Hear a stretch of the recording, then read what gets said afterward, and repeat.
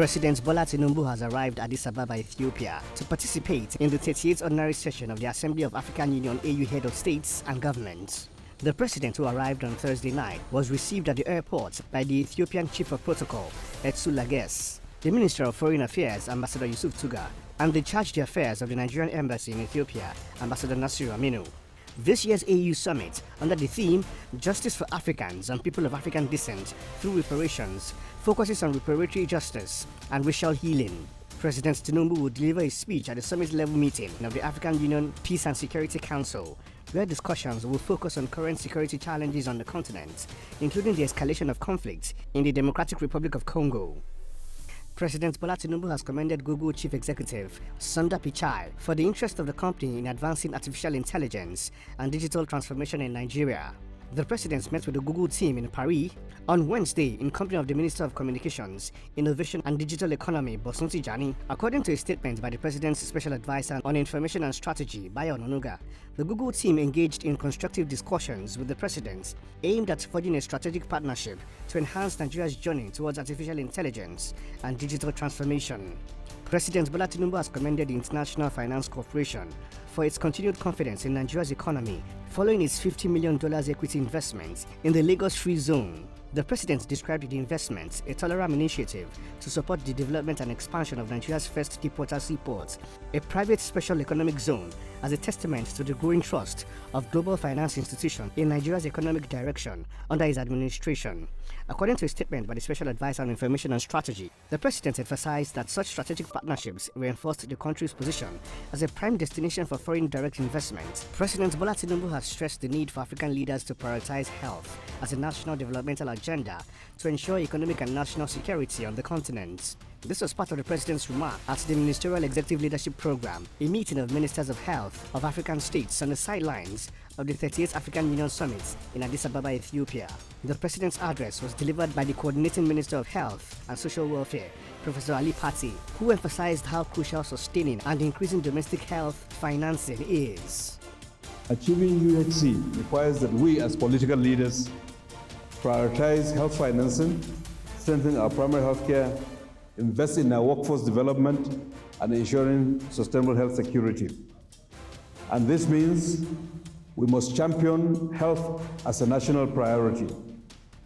Health must be positioned as a fundamental pillar of our national developmental agenda.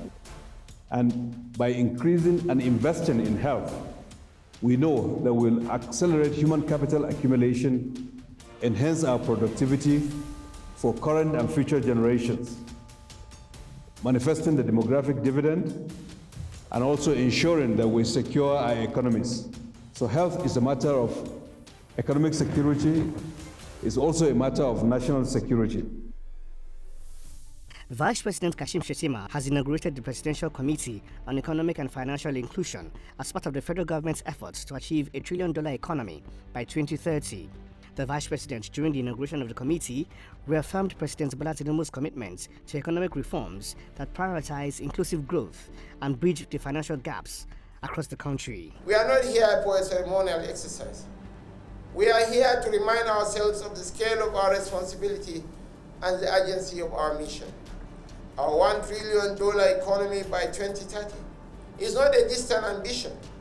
It is an achievable goal, one that requires strategic execution, innovative thinking, and unwavering commitment. I urge every member of this committee to bring their expertise, passion, and diligence to this task. I call on our investors to place their confidence in us, knowing that every resource committed will be leveraged to build a more inclusive and prosperous Nigeria. Vice President Shettima says President Bola Tinubu remains committed to ensuring inclusive and national development. He stated this at the Presidential Villa Abuja during the formal handover of the property and assets of North University to the federal government by the Economic and Financial Crimes Commission. President Tinubu had directed the Federal Ministry of Education to rename the privately owned institution to a Federal University of Applied Sciences, Kachia, Kaduna State, following an order of final forfeiture given by the Federal High Court in Abuja. Let's coalesce into a single cause, irrespective of differences in political affiliations, religious persuasions, tribal or sectional backgrounds. This is a cause for celebration, but most importantly, let's unite and fight the scourge of poverty, destitution, and backwardness. Once again, on behalf of the good people of Kaduna, we want to register our profound gratitude to President Bola Tinubu for approving the setting up of this Federal University of Allied Sciences in Kajah. President Bola Tinubu has ordered all ministers to present their scorecards to Nigerians. The Minister of Information and National Orientation, Mr. Mohammed Idris, made the announcement at the first edition of the 2025 Presidential Ministerial Briefing, states that the President remains determined to ensure that his administration engages and communicates robustly with Nigerians. According to him, the briefing, which is scheduled to commence next week, is an opportunity for ministers to highlight and explain government's policies and programs to Nigerians. The Federal Capital Territory Administration has set up a committee to check the influx of Almajiris in the metropolis. The FCT Police Commissioner, Mr. Olatunji Disu, made this disclosure after the FCT security meeting chaired by the FCT Minister, Mr. Wike. He explains that the idea is to ensure security agencies are abreast with the details of Almajiris, especially their activities. The committee, which comprises the Nigerian Police, Nigeria Security and Civil Defense Corps, Department of State Security Service, amongst others, has been mandated to report back within 2 weeks.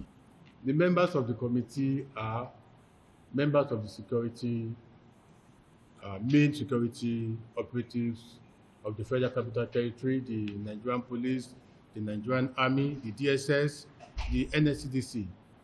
And it borders on the influx of Almajiri and other persons into the Federal Capital Territory. It has a mandate to see how it's going to work out with the area council chairmen for them to identify schools where these children are being brought in to learn, to profile those organizing these schools, to have the pictures, phone numbers of people organizing these groups, and for them to work out means of working with them in future, and probably to find out what the government can do to ensure that they are kept in check, and to find out the content of the training they are giving these students in their various schools.